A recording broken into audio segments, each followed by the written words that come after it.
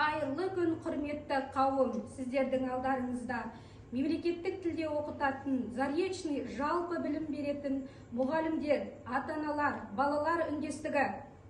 Біз ата-аналар мектептің кез келген сұрақтарын шешуге дайынбыз. Біздің ұранымыз, біз бәріміз біргеміз, сөгілмесін іргеміз. Біз бір отбасымыз.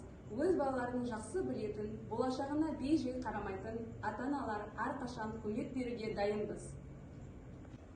Ата-аналар тәрбиелейді, мектеп білім береді. Балалар сонда ғана бақытты, басқаша болуы мүмкін емес.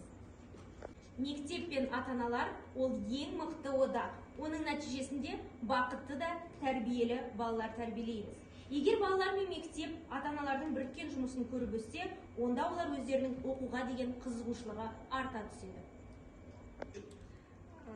Мектеп пен ата-аналардың біріккен арқасында біздің балаларымыз 100 есе бақытты болады деп сеніммен айта аламын. Біздің мектебіміз дебат пікірсайыс алаңымен танымал. Дебат тәртіп пен тәрбие.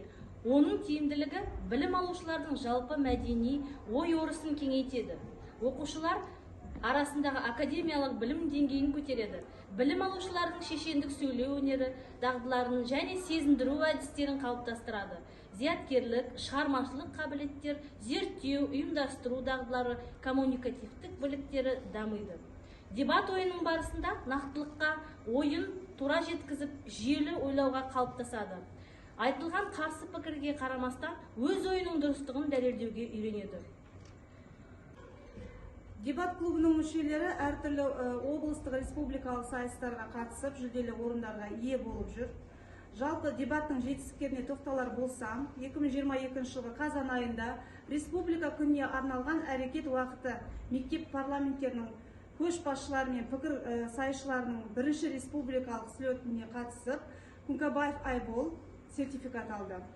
21 қарашада Қостанай аудандық оқушылар арасындағы пікірсайыс турнирінде мектептің бірлік командасы Ораз Нұрайлым Күнкабаев Айбол бірінші орынға ие болды. 8-ші сынып оқушысы Күнкабаев Айбол үздік спикер атағына ие болды.